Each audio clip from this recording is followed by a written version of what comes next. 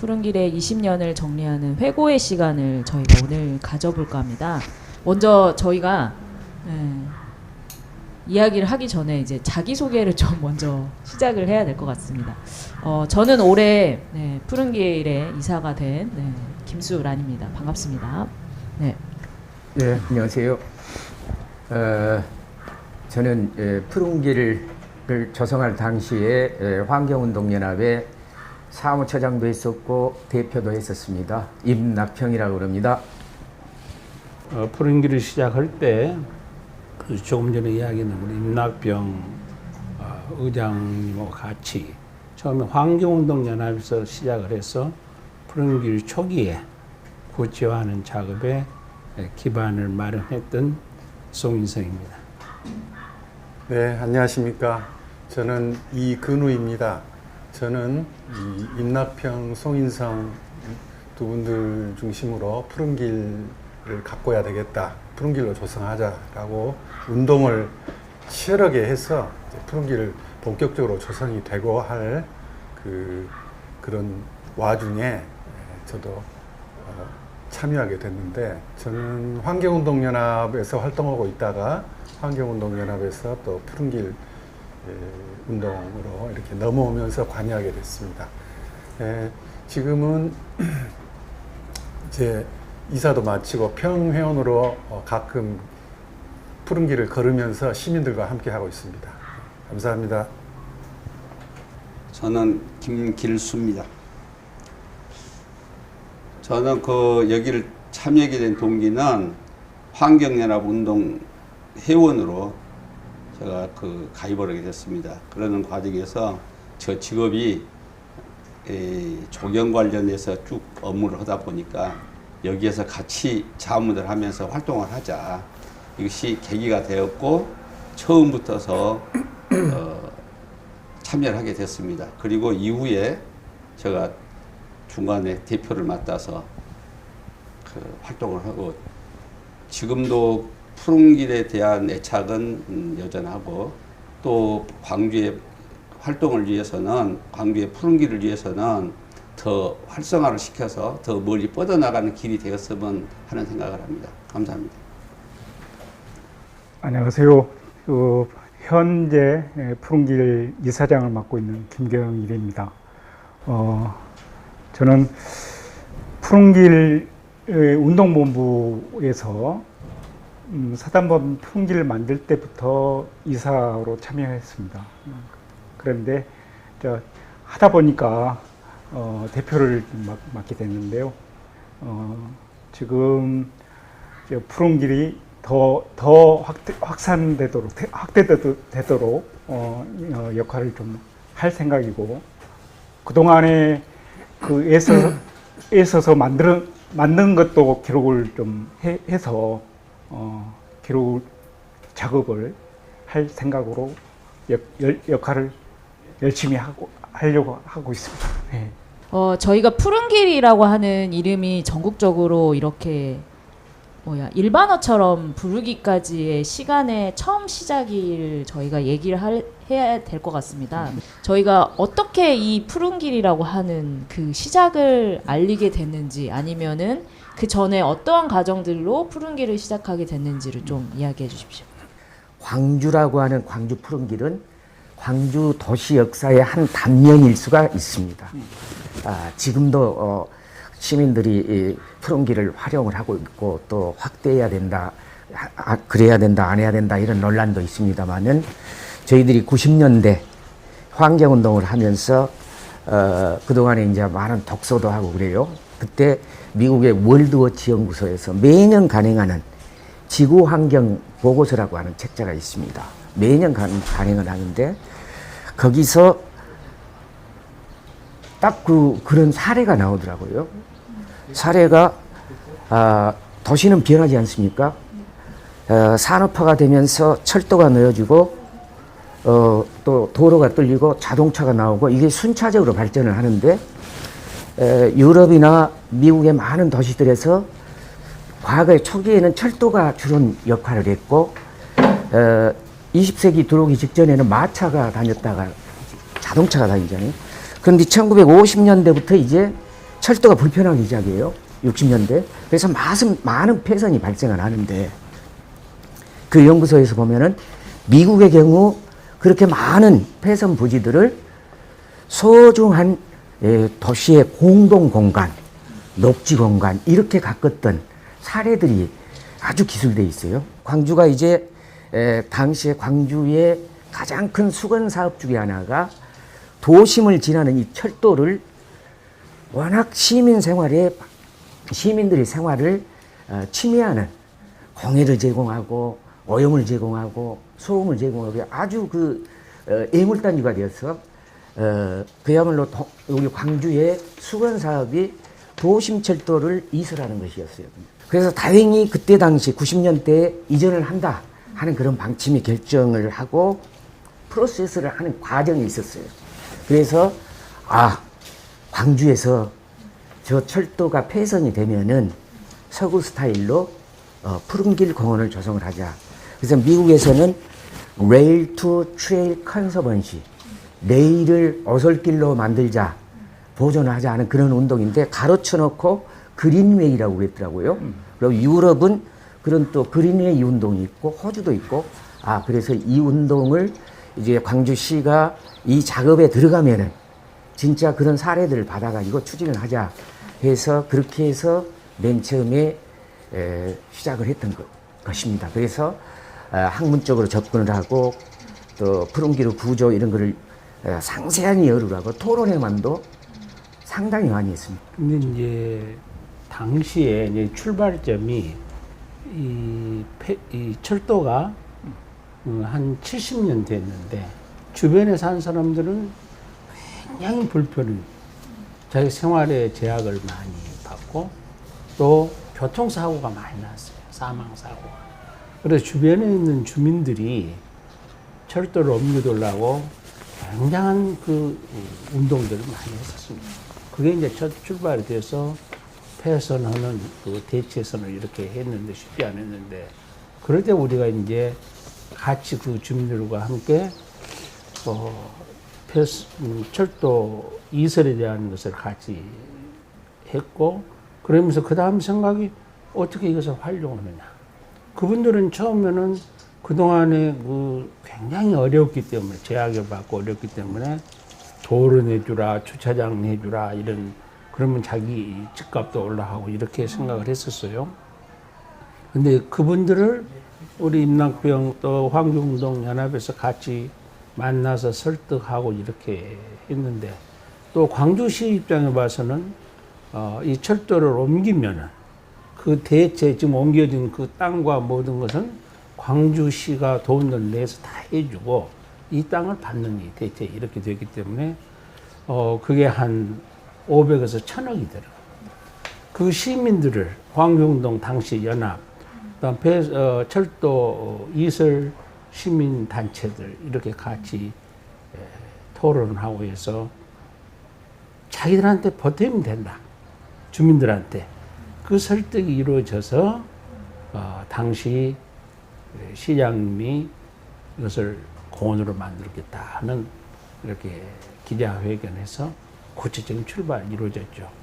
근데 이제 그럼 어떻게 할 것이냐가 이제 늘 문제인데 저희들이 이제 도심을 관통하는 공원, 이게 보행자와 이 보행자 중심으로 자전거도 같이 가고 나무가 우거져 있고 그 길 속을 달리는 이런 꿈을 꿨던 거예요.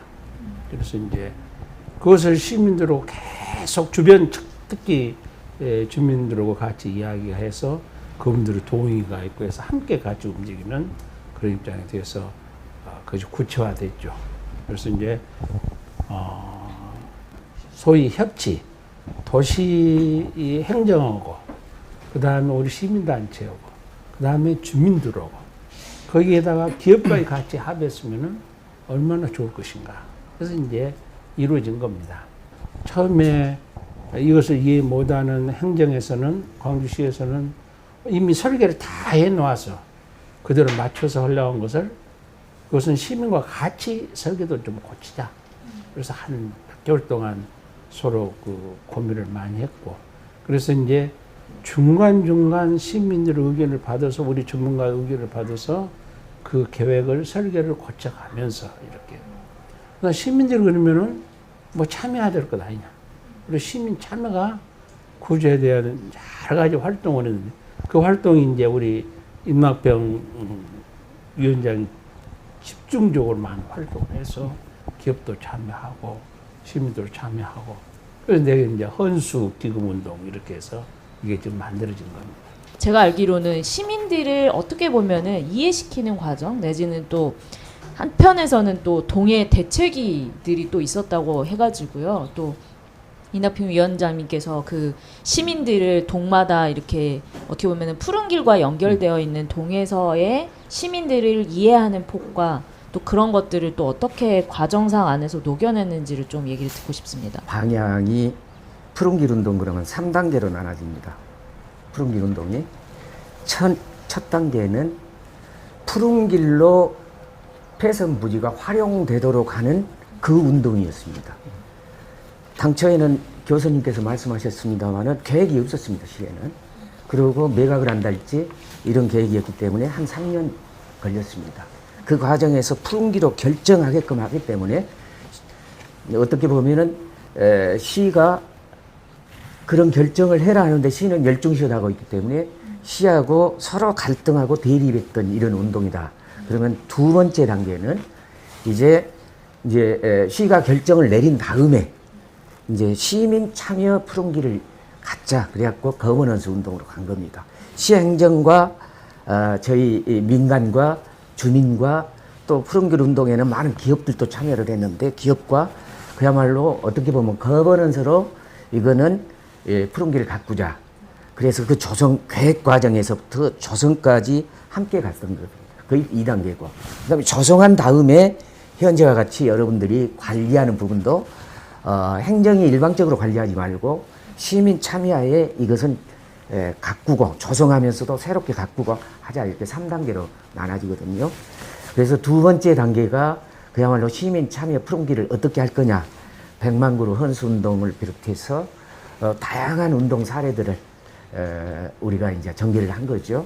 그래서 이제 그거는 조성 과정이었는데 지역 주민 참여, 그 다음에 각종 이벤트를 통해서 결혼한 사람이 이를테면 결혼 기념으로 헌수 운동을 한달지, 해갑이나 칠순 때 기념으로 헌수를 한다, 이런 수많은 사례들이 모아지기 시작을 했습니다. 푸른길 이벤트가 열렸을 때는 이벤트 현장에 오셔가지고 직접 나무를 심으면서 이렇게 참여하신 경우도 있고, 다양한 경우들이 있어서 지금 이 푸른길이 이렇게 탄생한 거고, 일부 구간은 완전히 저희 푸른길 그 당시에는 운동본부가 설계에서부터 시공까지 다 했던 구간이 한 구간이 또 있습니다.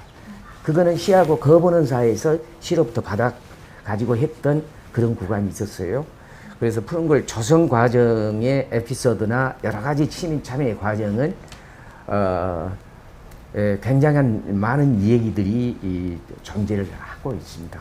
그런 사이에 그때는 또 지역 방송사가 캠페인을 또 같이 저희 운동본부와 캠페인을 같이 전거했던 적도 또 있고, 언론사가 이런 걸 체계적으로 보도해서 집중적으로 시민 참여를 응원해주는 이런 사례도 있었습니다. 근데 이제 조금 전에 말씀드린 그 이야기, 우리는 당시 꿈을 꾼 것이 이 푸른길을 통해서 1000개, 2000개의 이야기를 만들고 싶은 거예요. 사연 하나하나. 그래서 이게 나무가 자란 것과 동시에 이 이야기도 더 풍요롭게 돼서, 가령 어느 사람은, 가령 저 같은 경우에 우리 손녀가 태어났을 때 그것을 기념해서 나무를 심었어요. 근데 나무가 커. 그럼 손녀가 크면서 언젠가 와서 이 사연을 보고 다양한 이야기가 거기에 엉켜지고, 어떤 부분은 호박을 심어서 기른 그런 사연부터 1000개의 이야기를 만들면은 광주에 얼마나 풍요로운 인문학적인 이런 좋은 세상이 될 것인가. 그게 꿈이었어요.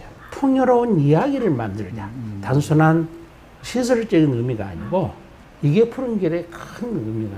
그리고 이제 우리 임 위원장도 말씀하셨지만은 아마 푸른길을 만들어요. 철도를 떠서. 근데 시민들이 이렇게 적극적으로 참여하고 제대로 행정과 다른 모든 같이 했던 이런 푸른길은 세계적으로 없어요. 그래서 평가를 받은 거예요. 세계적으로도. 그리고 유엔에서 그 두바이 이 평가할 때도 700개의 사례 중에서 우리 이 광주시가 46개 사례로 선정될 정도로. 그 이제 외국에서 우리 손님들 와서 푸른 길을 걸으면서 그 이야기를 하면은 너무 깜짝. 그래서 우리 이 대한민국에서도 여러 가지 상을 받았어요. 그 상을 받는 가장 핵심이 뭐냐? 시민과 함께 시민이 이렇게 제대로 했다는 거예요. 그게 값비싸게 그 평가받고 상도 주고 한 이유입니다. 여기까지 지금 이 철도를 뜯어내고 공원 만들고 뭐 만든 곳은 많이 있어요. 근데 이렇게 광주 시민같이 자랑스러울 정도는 없어요. 일반적인 공원의 형태나 그다음에 그 공간 안에 담아야 되는 것들의 기본적인 건 똑같지만 거기 안에 헌수운동 말 그대로 시민의 이야기를 담은 공원이라고 하는데 저희가 푸른길이라고 하는 거에 굉장한 많은 의미를 갖고 있는 부분인 것 같습니다. 저희가 헌수운동으로 2005년부터 그다음에 이제 조성이 거의 마무리됐던 2013년까지 해서 저희가 그냥 공개적인 그냥 좀 입찰 형태나 아니면은 시민 그 헌수를 통해서 한 기금액이 4억 6천만 원 정도라고 집계를 했습니다. 그래서 굉장히 많은 공간에 그 다음에 시민들이 참여한 숲 해서 시민 참여 숲의 구간들이 한 9개에서 한 10개 정도 되는 구간들이 조성이 됐습니다. 혹시 다른 대표님들께서도 혹시 헌수에 본인 이름으로도 헌수를 하셨을 것 같은데 사연이 혹시 있으시면 하나씩 또 꺼내주시면 그 어떨까요? 부분은 푸른길이 처음에 생길 때 푸른길이 되도록 그렇게 정해져 있는 것이 전혀 없었습니다. 행정이나 또는 신문이나 이런 것에서는 이렇게 공원 만든다는 개념이 없었기 때문에 그저 매각해서 뭘 써야 되겠다 이런 생각만 했지 그것이 공동으로 이렇게 공원을 만든다 하는 생각을 하지 못했죠. 그리고 공원이라는 것도 어떤 그 구역 이렇게 그런 공원 개념에 익숙해 있었지 이렇게 선형 쭉 길을 따라서 난 선형 공원이라는 개념이 일반화되지 않았을 때이기 때문에 그 폐선 부지를 공원으로 만든다 했을 때 또 많이 낯설은 것도 사실입니다. 그러나 이 푸른 길을 폐선 부지를 푸른 길로 만들자라고 했을 때 많은 시민들이 스스로 이제 또 참여해 주시고 그 여론을 환기해 주셨기 때문에 행정에서도 그 많은 돈을 포기하고 이렇게 푸른 길로 나올 수 있었던 것입니다. 당시에 또 많은 예산이랄까요 돈을 포기한 광주시의 당시 행정 당국의 그 기여도 있다고 평가해야 될 것 같습니다. 제 기억이 맞는지는 모르겠는데 당시 푸른길 만들자고 결정했던 당시에 시장이 고재유 시장이었던 걸로 생각이 됩니다. 그래서 저는 개인적으로는 감사하다 이런 마음을 지금도 갖고 있습니다. 만약에 시나 시장이 그거를 반대하고 집요하게 방해했다면 쉽게 되지 않았을 것이다 이런 생각을 합니다. 그 푸른길 헌수 과정에서 나무 심기 이 사업을 벌였는데 저도 이제 그 무렵에서 이제 푸른길 운동에 참여를 했는데 저는 개인적으로 도시에서 나와서 자랐기 때문에 나무를 한 번도 심어본 적이 없습니다. 저도 우리 가족들 이름으로 다 헌수 기금 내고 가서 우리 식구들하고 같이 나무를 심었습니다. 땅을 파고 나무를 심고 묘목을 심었는데 그때 처음에 할 때는 그 명패도 걸었어요. 누구 나무다 이런 식으로 걸었다가 나중에 나무가 이제 자라면서 나무 성장에 지장이 있어서 그 명패들을 다 제거했습니다만 그 추억이 남아 있고 아이들도 지금 가끔 그런 얘기 합니다. 다만 그 어디였던지 그렇게 꾸준히 이제 가보질 않아서 이제 지금은 잊혀버렸지만 그 추억으로 남아 있고 그때 많은 시민들이 아까 말씀하신 거 보니까 4억 몇천만 원이라는 돈을 낸 많은 시민들이 참여했다는 것을 꼭 잊지 말아야 될 것 같습니다. 그리고 저 개인적으로는 꼭 말씀드리고 싶은 게 시민 참여 구간 중에 저로서는 저희 고등학교 동창들을 상대로 모금을 해가지고 그 표지석 제작을 할 때 시민 참여 일정 부분을 저희 동창들이 다 20만 원씩 해줘서 제가 저희 동창들 중에 광주 5.18과 관련해서 2명이 사망했습니다.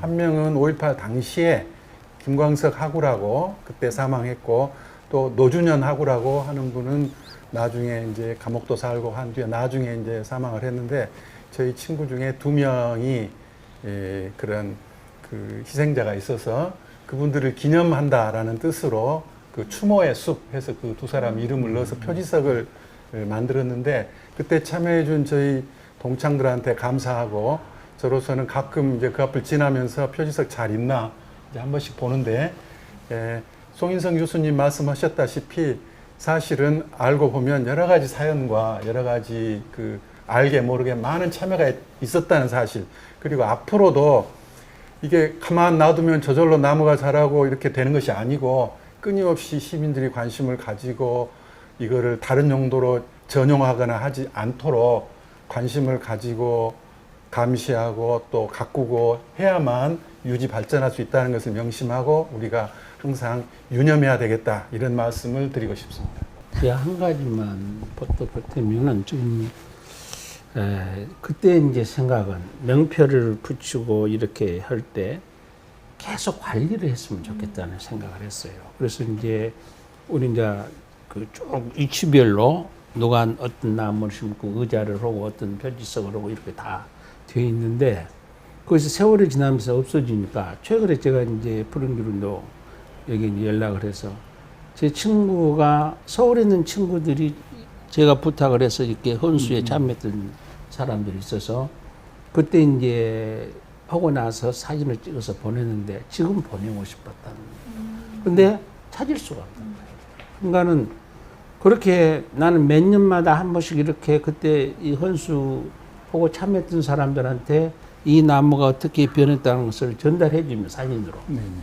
또 여기에 계속 관심 갖고 참여도 하고 할 것으로 생각하고, 그게 이야기가 더 폭넓게 이루어지는 것이라고 생각했는데 못 찾더라고. 또 특히 지금 이제 이게 지금 지하철 만들면서 일부 구간이 변화해서 그런데 좀 힘들더라도 앞으로 그런 위치를 찾아서 지금 이제 GPS로 이제 정할 수 있으니까 찾아서 그런 분들한테 될 수 있으면 알려주면 좋겠고, 그 당시에 아쉬웠어요.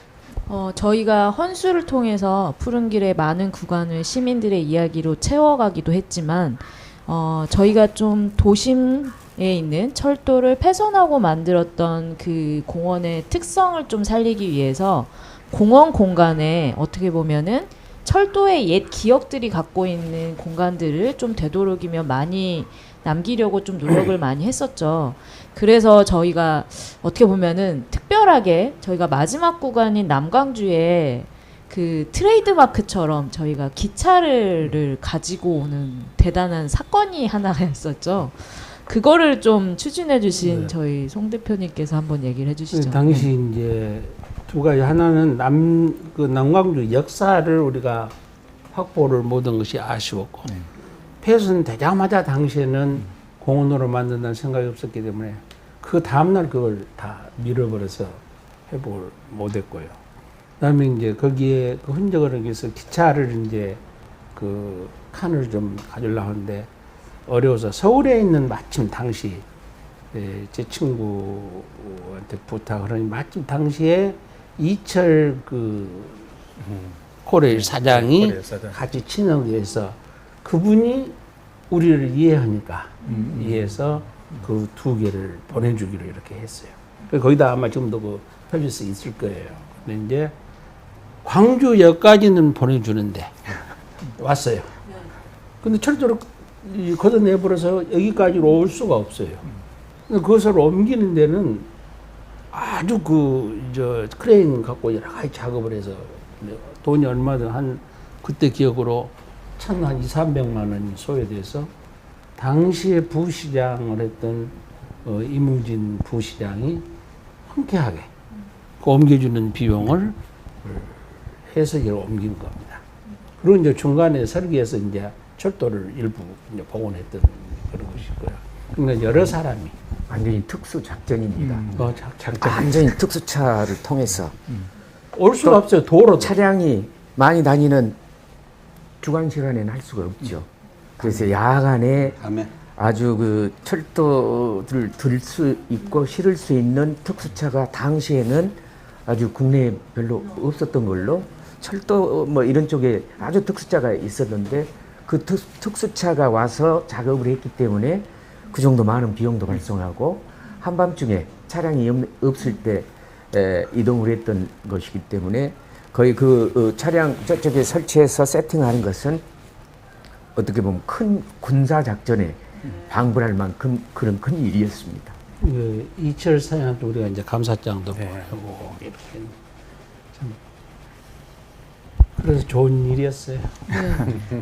저는 그때 당시에 참여는 안 했지만 이제 이슈적으로 이제 사진으로 남아 있었던 걸 보면 이제 한밤중에 거의 기차를 에스코트 해가지고 광주역에서 여기까지 그 새벽녘에 그거를 다 인수하시느라고 이제 많은 행정적으로나 뭐 이런 것들을 다 조율해가면서 그때 그 날짜를 받아서 그렇게 옮겼던 걸로 알고 있습니다. 그래서 굉장히 이슈적인 얘기였다고 저는 생각을 하거든요. 또 사건 중에 하나라고. 네. 좀 혹시 그때 당시 좀 도움이 됐었던 좀 전에 얘기해주신 부시장님도 계시지만 또 다른 분들도 혹시 계셨을까요? 네. 이제 철도를 남광주 역사에 옮겼으면 세팅을 해야 되잖아요. 그런데 이제 세팅을 하는 그런 과정에서도 이제 거기에 걸맞게 세팅해 주시는데 또 시민들이 참여를 좀 해주셨습니다. 그 이제 건설업을 하시는 분이 부지 조성을 해준달지 하는 그런 정도 그것도 공사를 직접 이렇게 해주는 또 그 일종의 시민 참여를 한 겁니다. 그래서 그 열차가 얽힌 그런 스토리는 그렇고 또 이렇게 열차를 갖다 놓으면 그대로 이렇게 세팅하면 안 되잖아요. 이거를 또 열차를 또 시민들이 활용할 수 있는 공간으로 꾸며야 되지 않아요? 그런 과정에서도 아마 김길수 선생님이랄지 이런 분들이 또 역할을 또 아이디어를 많이 내주시고 조동범 교수랄지 이런 분들이 또 열차를 여기는 무슨 도서관 형식으로 꾸미고 여기는 무슨 회의실 형식으로 꾸미고 또 우리가 과거에 열차 타고 계란 먹었던 추억이 있었던 그런 공간은 그런 의자들을 세팅을 하고 아마 그렇게 하는데 조동범 선생이랄지 이런 분들이 역할을 또 많이 하시고 거기도 또 나름대로 비용이 좀 들었어요. 이승미 전 이사이던 건축사님. 내부 인테리어도 하고. 때 도움을 근데 그때 그 내용만 기부를 별도로 누가 하신 것으로 기억나요? 그때 건설회사가 어떤 건설회사입니까? 탑 인프라라고요. 제 친구 또 회사였습니다. 그랬군요. 네. 그 조동범 교수님하고 우리 김규수 이사장님이 그 무렵에 그 기차 꾸미고 하느라고 많이 썼습니다. 그리고 조동범 교수님이 정말 뭐라 그럴까요? 열정페이라고 할까요? 뭐 본인의 이제 교수님 직책 외에는 아마 거의 모든 시간을 들여서 푸른길 운동에 여러 가지 실무적인 필요한 것들을 해주셔서 정말 이 자리를 빌어서라도 저도 감사드리고 싶습니다. 저희가 이제 또 조성 얘기를 하다 보니까 또 김기수 대표님께서 또 여기에 관련된 활동들을 해주신 것 같습니다. 설계에 대해서 이제 이야기가 나오는데 처음에 기찻길이 좁잖아요. 좁으니까 거기다 무슨 공원을 해야. 그래서 이제 딱 철길이 뜯기자마자 읽는 사람들이 전부 다 차를 대버리는 거예요. 그래서 차를 대면서 안 벗겨져요. 그러니까 거기다가 공원을 만들겠다 한데도 안 해주는 겁니다. 그래서 이제 그러한 것이 문제가 되어가지고 설계하는데 이제 어떤 문제가 생기냐면 2주에 한 번 썩은 소위원회가 구성돼가지고 설계하는데 참여를 합니다. 관에서는 별로 관심이 없어요. 그런데 이제 시민들은 우리 이게 시민들이 써야 될 길이니까 공원이니까 시민들이 적극적으로 나서서 시민도 공원을 만들어야 된다. 그래서 그때 당시에 참여했던 사람들이 이제 우리 그 지금 다 퇴직하고 안 계시는 호남대학교 박 교수님, 조동봉 교수님, 이제 전남대학교 조동 교수님, 이순미, 김길수, 또 우리 이제 임낙평 씨. 뭐 이분들이 아주 한 7, 8명씩은 항시 관심 있게 나와서 설계 검토를 합니다. 그 설계 검토를 하는 과정이 굉장히 시간이 많이 걸려요. 그러니까 때로는 한 반나절 정도를 그 설계에다 투자를 합니다. 그래서 이제 광주시에서 설계가 문제가 된 게 아니라 돈이 없는 거예요.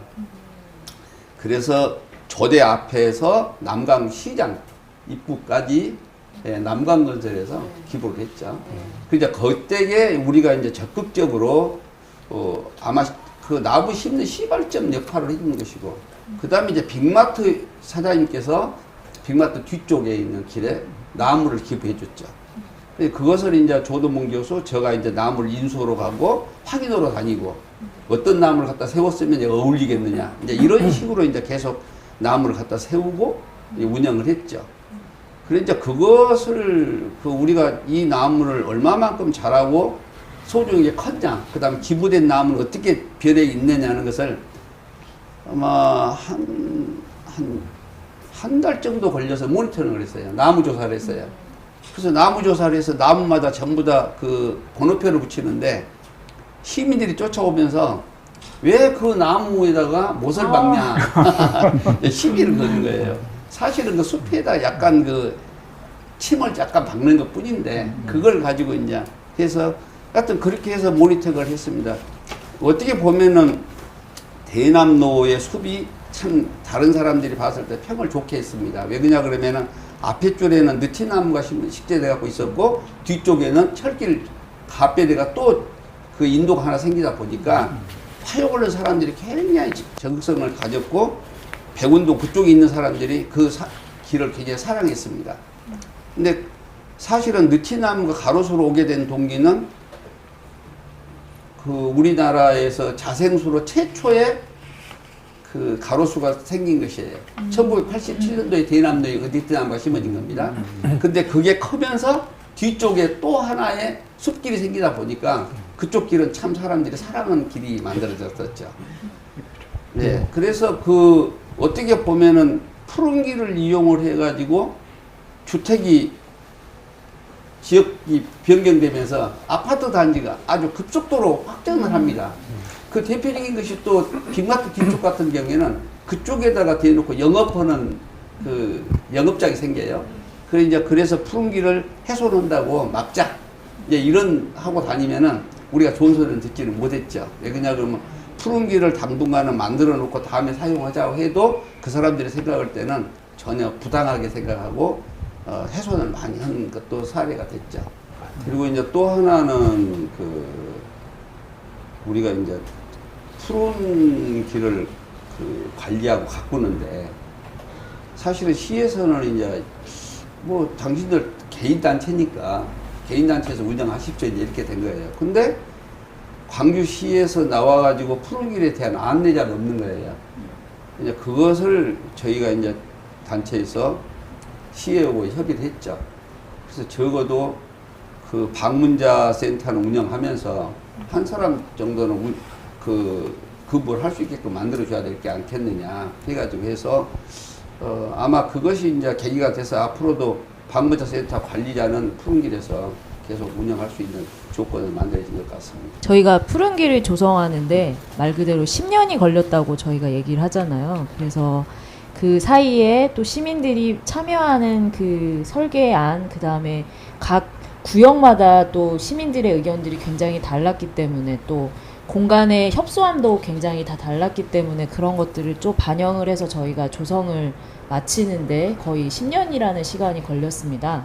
조성이 끝난 시점에서 저희가 어떻게 보면 운동으로서 전개를 한다기보다는 또 그 많은 분들이 같이 함께하는 활동들로 또 다른 변화들을 가져오기 위해서 사단법인 푸른길이라고 하는 이제 이름을 명칭을 바꾸면서 또 기조라고 하는 게 바뀌었다라고 생각을 하는데요. 또 그 부분에 있어서는 이군 대표님께서랑 송희선 대표님이랑 임나평 의장님께서 또 그거와 관련된 얘기를 또 저희가 그 변화 시점을 또 얘기를 해주실 필요가 있을 것 같습니다. 처음에 푸른길 운동 본부라는 형태로 이제 푸른길 운동이 이루어지고 있었는데 이제 푸른길이 어느 정도 조성이 되고 이제 그 일상화되는 단계로 이제 접어들 무렵에서 조직 체계를 좀 바꾸자. 운동이라고 하는 것에 대한 그 용어부터 조금 좀 어색하지 않느냐 이런 의견이 있었습니다. 그래서 그러면 단체를 어떤 그 뭔가를 쟁취하기 위한 운동의 형태를 이제 벗어나서 일상적이고 쭉 관리하고 하는 그 다음 단계로 넘어가자라는 그런 식의 얘기가 되고 의논이 돼서 이제 사단법인 형태로 조직 형태를 바꾸게 됐습니다. 그래서 사단법인 푸른길 이런 식으로 이제 이름을 정하고 이제 조직을 바꿨는데 그렇게 하면서 이제 앞으로 그 푸른길이 이제 조성이 됐으니 푸른길 운동의 그 역할은 다 끝나고 해산해야 되느냐 그렇게 생각할 수 있겠지만은 그게 아니고 뭔가를 만들어 놓고 가만히 두면 그게 쭉 이어지는 것이 아니고 꾸준히 관리해야 된다 그런 차원에서 사단법인 푸른길의 장래를 고민하고 앞으로 시민 참여를 확대하고 잘 유지 관리하자는 그런 목표로 형태를 바꿨습니다. 그리고 지금도 우리 일정 부분 상근 직원들이 근무하고 있고 또 계속 모니터링하고 또 밖에 손님들 오는 거 이제 보고 하기 때문에 그런 거 일정 부분 경비가 들어가는데 지금도 회원들이 꾸준히 회비 형태로 이렇게 기부하고 있는데 그분들이 한두 회 아니고 계속 10년 넘게 이렇게 기여하는 부분에 대해서도 공익기부금으로 조금이나마 좀 세제 혜택으로나마 기부금 처리를 해야 하지 않느냐 또 이런 의견도 있어서 저희가 사단법인 푸른길로 조직 형태를 바꾼 김에 공익기부금 단체로 등록도 하고 해서 회원들한테 작습니다만 그렇게 이제 기여하는 것도 돌려드리도록 하고 있습니다. 그리고 그렇게 사단법인 형태로 바꾸면서 이제 물론 이게 광주시의 자산이기 때문에 푸른길의 자산은 아닙니다. 우리 사단법인 푸른길을 관리하는데 시민 참여하는데 하는 것 뿐이어서 광주시가 관리를 하지만 우리가 되게 보면 행정이라고 하는 것은 뭘 만들어 놓으면 되게 꼭 행정만이 아니라 뭘 만들어 놓으면 다 역할을 한 것처럼 여깁니다. 뭐든지 우리가 건물이든지 시설이든지 보면 계속 유지 관리하는 게 굉장히 중요하다는 사실을 깨닫게 되지 않습니까? 그래서 그런데 시에서 또 예산도 편성하고 합니다만 인원들이 이렇게 충분히 배치되지 않으니까 지금 저희 사단법인 푸른길에서 자원봉사 형태로 많은 분들이 나와서 지금도 꾸준히 활동을 하고 있습니다. 그래서 그런 것들을 지금도 꾸준히 활동하기 위한 그런 단체로 존속하고 있고 앞으로도 하고 있고 또 앞으로 어떻게 더 업그레이드해서 할 것이냐라는 걸 꾸준히 연구해야 될 과제로 생각합니다. 그렇게 변화 과정에서 이제 고민이 이 푸른길 관리를 이제 제대로 잘 본래 취지에 맞춰서 발전시키려면은 그런 조직이 필요하다. 그래서 사례로 해서 우리는 그 모델로 해서 뉴욕의 그 센트럴 파크를 우리가 잘 삼아. 그래서 이런 조직이 있어서 관리하려고 이제 그거 하면은 지금 푸른길은 동구 소관, 북구 이런 식으로 돼 있어요. 그래서 시가 예산을 주면 당시에는 동구에 얼마, 북구에 얼마 줘서 그 돈 쓰면은 그다음부터는 관리가 안 됐어요.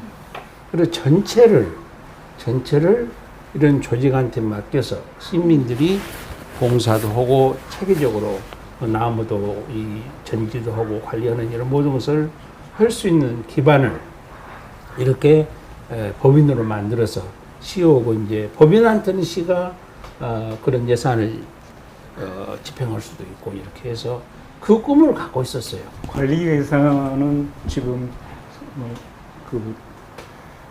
각 구에 좀 시에서 내려서 관리 예산 그대로 지금 그대로 하고 있어요? 네, 예. 하고 있고 우리는 지금 방문자 센터만 받아서 이제 역할을 좀 하고 있습니다. 그런데 제가 이제 이야기를 들어보니까 대단히 중요한 일을 하셨다. 또 세계에 자랑할 만한 일을 하셨는데 그런 것을 기억을 좀 잘 해야 되겠다. 바르게 해서 유산으로 자랑스러운 유산으로 남겨야 되겠다 하는 생각이 들었습니다. 처음에 이 철도 폐산 부지 될 때 저는 어떤 분들이 굉장히 살아있는 푸른 상상을 했다. 예.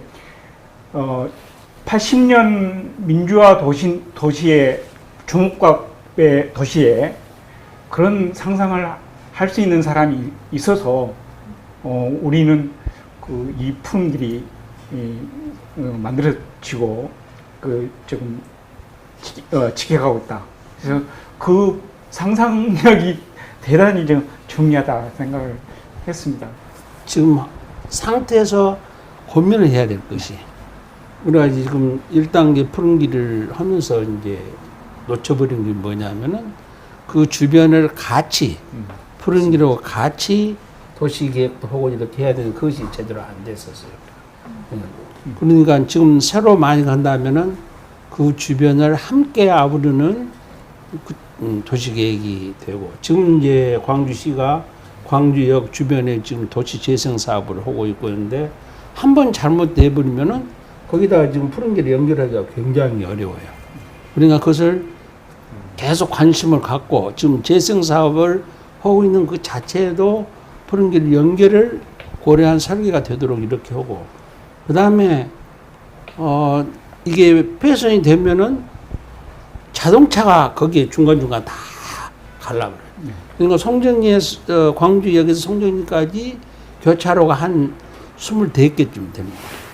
그게 다 그대로 교차로가 살아버리면은 갈라져 버리면은 푸른 길의 의미가 굉장히 퇴색되니까 그렇지 않도록 하는 것은 꼭 관심을 가지시면 좋을 것 같아요. 제가 의견을 하나 더 말씀드리고 싶은 것은 지금 그 동성중학교에서 효천역까지가 사실은 폐선부지입니다. 그래서 조동봉 교수하고 우리가 그 푸른 길을 얼마나 더 연장시킬 수 있겠느냐. 그리고 광주시에서 지금 양과동에다가 수목원을 만들었잖아요.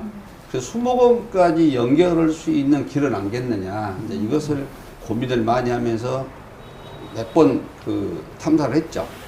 그래서 우리가 이제 앞으로 만일의 경우 우선 송정역까지는 아니더라도 그 동성중학교에서 그 양과동 수목원까지라도 연결할 수 있다 그러면은 그래도 푸른 길이 연결성이 있어서 좋지 않겠냐 하는 생각을 합니다. 그래서 앞으로는 그런 계획을 좀 만들어서 더 활성화시키고 다만 이제 검토를 하다 보니까 어떤 문제가 생기냐 그러면은 화순으로 빠지는 그 순환도로 길이 거기 와서 그 길을 푸른 길을 막아버렸어요.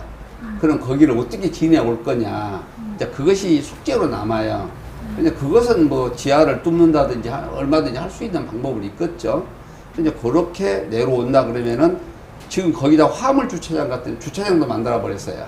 그리고 지금 폐선돼 있는 그 부위는 거기가 지금 옛날 철길이 지나갔냐 할 정도로 다른 물건들이 쌓여져 가지고 아예 뭐 접근을 못할 수 있게끔 돼 있습니다. 그리고 중간에 장례식장으로 가는 지름길이 또 하나 만들어져 버려 가지고 아예 그냥 길로 사용하고 있어요. 그래서 그런 것은 좀 푸른 길에서 좀 앞으로 지속적으로 양과동 수목원까지 갈 수 있는 길이 연결됐으면 좋겠다는 생각에서 그건 앞으로도 활성화 되지 않겠냐 하는 생각을 합니다. 예. 그거를 지금 좀 연구를 해서 예. 자료를 축적해야 되겠네요. 예. 그리고 이제 또 하나 아까 송 교수님 말씀하셨는데 푸른길 가해가 지금 고층 아파트가 다 들어섰어요. 그러다 보니까 지하수가 혼란이 왔어요. 그래서 그 단풍나무 같은 것이 한때는 그 지하수를 파보고 나니까 지하수가 흐트러져 버리잖아요. 그래서 단풍나무가 한때는 그 죽어가는 그런 역할도 했었었는데 다행히 이제 지금은 뭐 정상적으로 가고 있는 그 고층 아파트가 들어서 보니까 푸른길이 그 도시기획상에 어떤 좀 불화음이 온 것 같은 그런 생각도 들어요. 대표님들께서 말씀해 주신 것처럼 푸른 길을 더하고 그다음에 또 하나 생각해 봐야 될 거가 이제 푸른 길을 재생하는, 그래서 지금 조성된 시점에서 10년이 지났기 때문에 시민 참여라고 하는 부분이 또 바뀌었을 것 같습니다. 이제 외부의 도시 재생과 푸른 길과의 연계, 뭐 그다음에 시민들이 실제로 이용하는 공원의 형태의 지금 10년간 가져왔었던 활동들이 좀 변화되는 시점이라고 생각이 되거든요. 또 대표님들께서 생각하시기에 또 앞으로의 10년은 시민들이 또 어떻게 이 공간들을 활용하고 또 그 더하기 하는 활동들에는 또 어떻게 좀 참여하면 좋을지에 대한 것들을 좀 한마디씩 해주시면 좋을 것 같습니다. 우선 푸른길 더하기, 이제 아까 2단계 말씀을 하셨습니다마는 반드시 필요한 일이고 그것을 위한 지혜를 우리가 모아가야 될 그런 시점입니다. 저희들이 광주에서 푸른길을 조성하고 한 말기쯤 되니까 그런 것이 뉴스가 돼서 이 지금 광주 푸른길은 경전선의 일부 구간이었어요. 경전선이 이제 쭉 따라 내려갑니다. 저쪽 순천으로 내려가고 여수로 내려가고 또 이게 마산으로, 진주 마산으로 다 연결이 되거든요. 이게 다 폐선이 될 예정입니다. 이를테면은 광주에서 여수 순천까지가 복선화로 계획이 돼 있잖아요. 그냥 폐선이 된다는 얘기입니다. 신노선을 가니까. 그러면은 도시 안에는 광주와 같은 푸른길을 만들고 도시 바깥의 경우는 오솔길 형태의 푸른길을 만들어서 서로 연결할 수 있게끔 이렇게 갔으면 좋겠다. 그래서 사실은 순천, 여수, 진주, 마산 쪽에서도 민간 단체들이나 행정 쪽에서 사람들이 관심을 표명을 하고 또 광주 푸른길 조성한 데도 다 왔다 갔다는 했습니다. 그러나 결정적으로 그런 쪽에서 그런 일들을 추진을 못하는 것은 더 문제입니다. 그래서 저희들이 당시에는 그런 생각을 했습니다. 광주 푸른길도 정부의 대통령 사업이었기 때문에 50%가 정부가 지원을 하고 50%가 우리 광주 시비로 한 거란 말입니다. 기부대 양의 방식으로 정부 돈 그렇게 50% 받고 광주 시비 붙어서 대체 구간을 공사를 해주고 철도청에서 우리가 받았던 기부대 양의 방식으로 받았는데 다 그걸 자치단체에서 해줄 수 있는 사업이 아닙니다. 그러면 지금 현실적으로는 만약에 순천시가 푸른길을 조성한다 그러면 푸른길 구간, 폐선된 구간은 돈으로 사야 됩니다. 순천시가 철도청에 돈을 주고.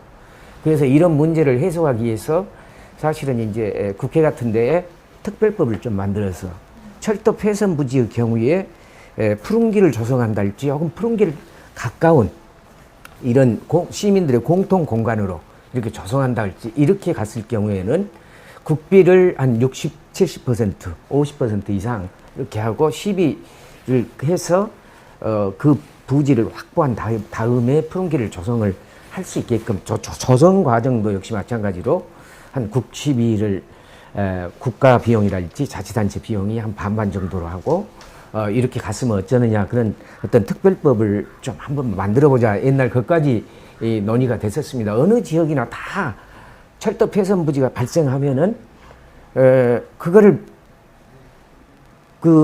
자치단체가 돈을 주고 사야 되거든요. 그 어려움이 있습니다. 그래서 그런 어려움을 해소하고 그럴 때 이제 푸른길로 결정을 하면은 그쪽 지역의 민간들이 광주와 같은 그 시민 참여 푸른길을 열 수 있도록 갔으면 좋겠다. 지금도 그런 일이 추진이 됐으면 좋겠어요. 그래서 이제 우리 광주역에서부터 송영리역 구간도 역시 마찬가지로 푸른길로 꾸민다. 그러면은 광주 역사 부지만 해도 한 4, 5만 평 될 겁니다. 그렇죠. 그 잔여 폐선 부지를 광주시에서 사야 됩니다. 그럼 가난한 살림살이에 굉장히 부담되거든요. 그럴 때 아예 법으로 중앙정부가 공짜로 달라갈 수 없으니까 일정 부분을 중앙정부의 그 매각기금 또 조성비금 이걸 반반 정도로 할 수 있는 특별법을 만들면은 5, 6년 전에 10여 년 전에 저희들이 조사할 때는 전국의 폐선 부지가 한 600km 정도 발생을 하도록 돼 있거든요. 지금은 한 400km 정도 남았는지 추가로 나왔는지 이건 조사해 보면 금방 나옵니다. 그렇게 됐을 때 전체 사업비 그러면은 얼마 안 될 겁니다. 국가 전체적으로. 그런데 이런 부분에 대한 스터디를 더 하고 공부도 더 하고 또 뭐 2년 뒤에 국회의원 선거도 있고 그렇게 되면은 적극적으로 운동을 좀 해서 그 이제 뭐 공약을 하게끔 하고 해서 좀 법을 만들어서 광주도 이제 어렵사리 이제 사실은 푸른길 조성을 했습니다만 다른 지역에서도 푸른길이 많이 확산이 될 수 있도록 했으면 좋겠다. 그게 이제 푸른길 더하기가 아니냐. 아니, 미국 같으면 그 법이 있거든요. 그래서 미국은 뭐 저 한 4, 5만 마일 정도를 푸른길을 만들었어요. 아주 푸른길 구간이 작은 구간도 있고 큰 구간도 있습니다. 그래서 있는데 우리 뭐 500km 정도 되니까 뭐 마일로 따지면 한 400마일 뭐 그 정도 될까요? 이 정도밖에 안 되거든요. 그래서 아마 푸른길 더하기는 앞으로 우리가 큰 숙제다, 과제다 생각을 하고 지혜를 좀 적극적으로 모아갔으면 좋겠다. 그러기 위한 또 사단부인 푸른길이 내일이다 하는 그런 생각도 하면서 그렇게 해주셨으면 좋겠습니다. 푸른길 운동은 지금 현재 진행형입니다. 지금 현재 진행형이고, 강주에 이제 푸른길, 기존 이제 만들어 놓은 푸른길은 강주의 중요한 생태축이 됐어요. 무등산, 강주천, 그 푸른길이 3대 생태축으로 역할을 좀 하고 있어서 아까 단절 구간 그 이선도로 그 효촌 그 구간 좀 단절됐다 이야기하시고 또 앞으로 저 송정역까지 강주역에서 더 확대를 하자 이야기도 저 현재 진행형으로 강주의 생태를 만들어내는 그런 일이 됐으면 좋겠습니다. 예. 근데 이제 지금 우리 임 의장 말씀을 했지만은 법적으로 그런 이제 전환이 이루어지면은 참 그것은 장기적으로 제가 볼 때는 쉽지 않은 일 중에 하나일 거예요. 왜냐하면은 각 자치단체가 다른 뭐 그거 없는 데도 있고 이렇게 하기 때문에 국가가 전체적으로 어떤 전환을 하기는 쉽지 않은데 그래도 이제 추구를 해야 될 문제고 현실적으로 중앙정부에서 많은 혜택을 받고 푸른길을 한다는 것은 쉽지 않다. 우리도 마찬가지로 시민들이 움직이는 거예요. 시민들이 움직여서 여기 주변 주민들이 움직여서 고재우 시장을 설득되고 같이 해서 이게 이루어진 거지. 그러면 저는 현실적으로 그런 시민 모임이 적극적으로 하면 가능한 방법이 있다고 그래요. 왜냐하면 뭐냐. 이 땅을 그냥 살 수 있어요. 지방자치단체가. 그러면 장기적으로 사는 거예요. 매년 20년, 30년 분할 상환 이런 방법으로 해서 시민들이 노력하면 가능하다 이거예요. 그리고 지금 당장 지불하려면 가령 우리는 여기는 대체 선을 이렇게 해서 그러지만 그냥 폐선을 해버린다면은 그건 안 쓰는 땅이에요. 그래서 우리가 대체 그 부지를 마련해 줄 필요가 없거든요. 그냥 송정리에서 국가에 가는 것은 우리 대체 부지가 필요 없어요. 저 땅을 사면 돼요. 그건 사는데 옛날에 저거 철도를 건설할 때는 완전히 값싼 땅이었어요.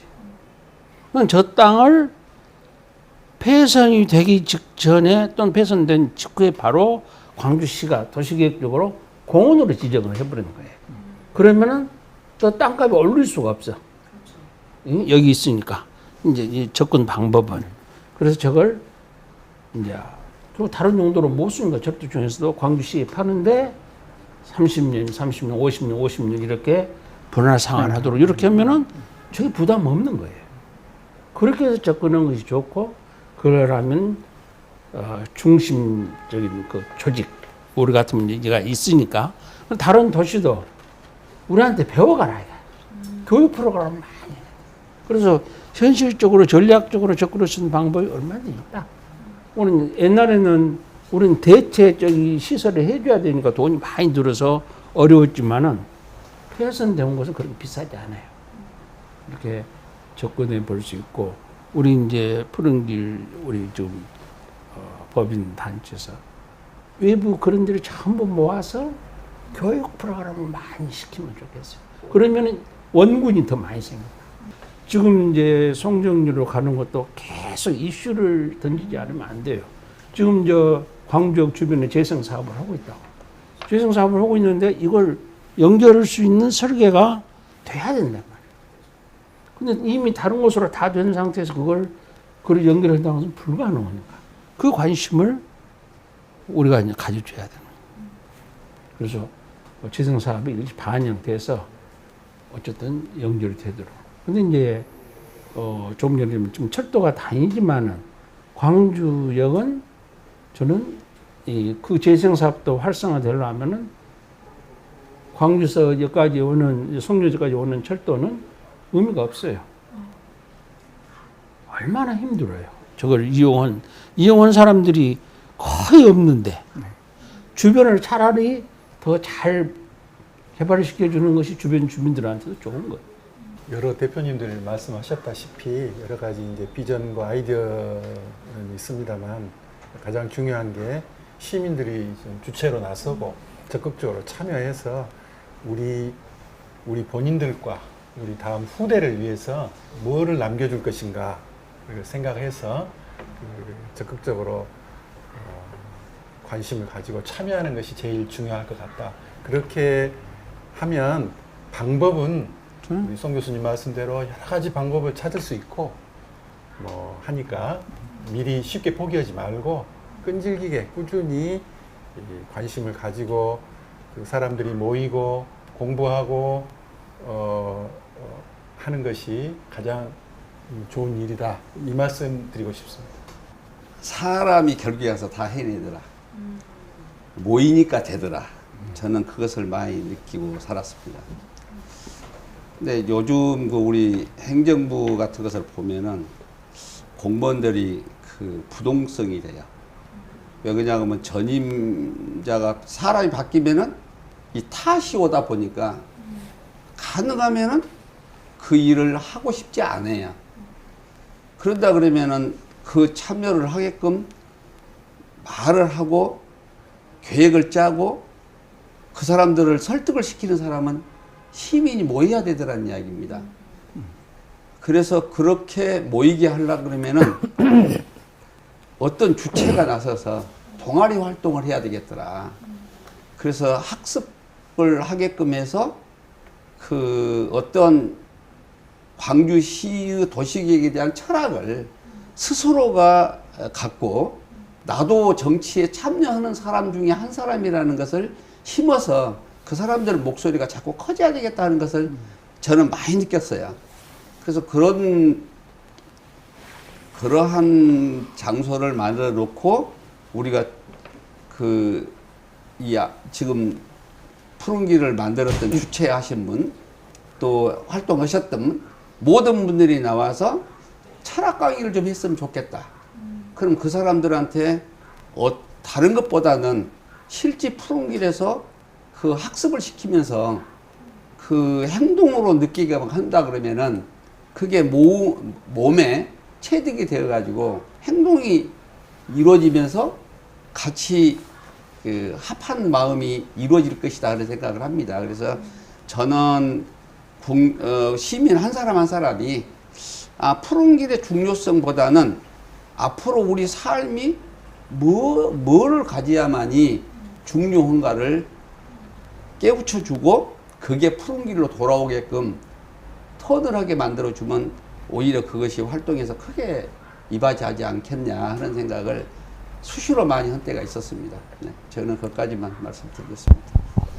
네, 저희 오늘 이렇게 이 시간을 맞아 20년이라고 하는 시간을 뭐 이렇게 짧은 시간 안에 여러분들과 함께 회고를 한다는 건 쉽지 않았지만 또 이렇게 한번 이야기를 하다 보니까 또 정리가 되는 느낌이 있습니다. 또 시민들이 이야기하는 푸른길과 또 우리가 활동하면서 생각하는 푸른길이 앞으로 또 많은 것들을 또 표현하고 있다라고 좀 느껴집니다. 저희가 20년이라고 하는 그 시간을 좀 더 많이 되짚고 또 앞으로의 20년을 또 같이 계획하는 시간들을 가져보면 좋을 것 같습니다. 많은 부분이 좀 미진한 부분도 있지만 저희가 또 앞으로 또 그런 것들을 또 해내가면서 또 같이 또 응원도 해주시고 또 함께 해주실 거라고 믿습니다. 그러면은 같이 한번 외쳐보겠습니다. 푸른길은 광주의 미래다.